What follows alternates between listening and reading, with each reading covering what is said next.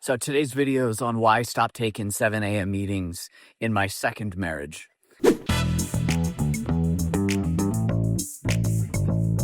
And so I'm actually in downtown Provo, just about a stone's throw from BYU Stadium, one of my favorite places. And what I wanted to talk about is, let's just call it life phase one.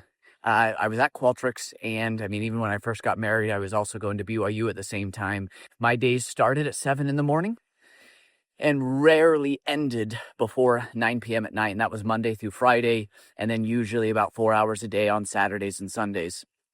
And so I was in the office by 7 a.m. every single day, 13 plus years.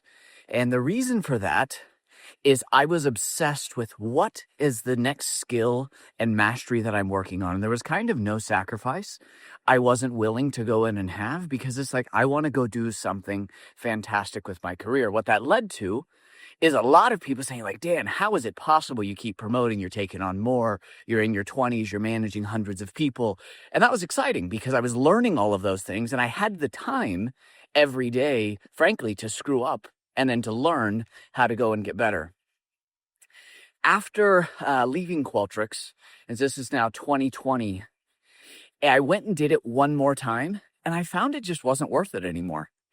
And then went through my divorce, and I started thinking about, like, what do I really want? What I want is I want to take on intensely intellectually stimulating problems, but I also want to be a different level of family guy. And so anyway, I was just kind of open-minded to what this next phase was going to go in and look like. 3 years later, I meet my wife now, Christina, and she's a Latina. And so this message is also going to resonate for those that are in multicultural, biracial households or multiracial households like mine. And the focus on it was for her is like, Dan, in Spain, we stay up late and we don't get up early. So I basically had to go make a decision very early in my relationship with her. Was I willing to give up working kind of all day, every day, 7 a.m. meetings, in order to have a meaningful relationship with her that was going to mostly be in the evenings?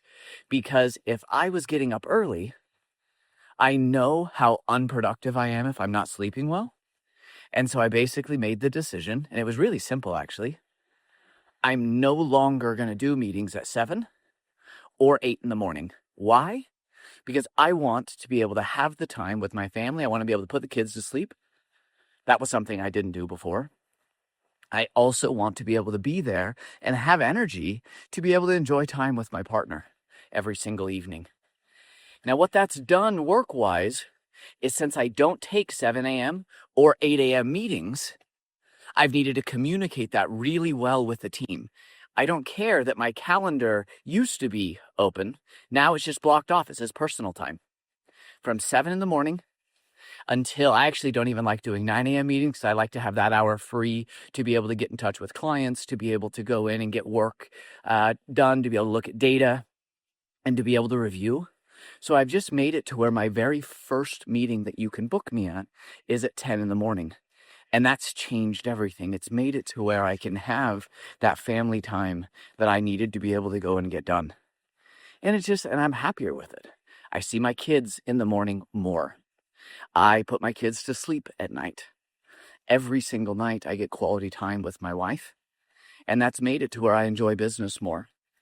Another piece is I also stopped doing meetings starting at 3 p.m. So basically, I allow meetings of any kind, and I trust my team when they need to book me to be mindful that, like, I don't want to have a wasted meeting, but any meeting of any kind that they need between 10 in the morning and last meeting can start is at 2 p.m. But from 7 in the morning until 10, and from 3 until I go to sleep, that's my time. I'll choose at times. The best thing I can do is go in and work. Sometimes I'll choose the best thing I can do is go to the gym. Sometimes I'll choose the best thing I can do is go and have client meetings. And I still do, like, when I'm on site with clients, I'm still there from early in the morning until late at night, and I love it. But in this next phase of life, I consciously chose, I was willing to slow down my learning curve, work a little bit less so that I could be there for my family. And it just made it to where there's more time for each of them. My twins, for those that know that I have the youngest ones, will have never known me in that last phase. They were babies when that happened. And so anyway, as each of you are going through this next journey in your career, think about consciously, what are you sacrificing and is it worth it? I don't regret for a second the sacrifices I made in the first, let's call it 18 years of my career. The sacrifices I'm making now are different and they're worth it. This podcast is brought to you by Databased, your partner in building revenue teams that actually perform.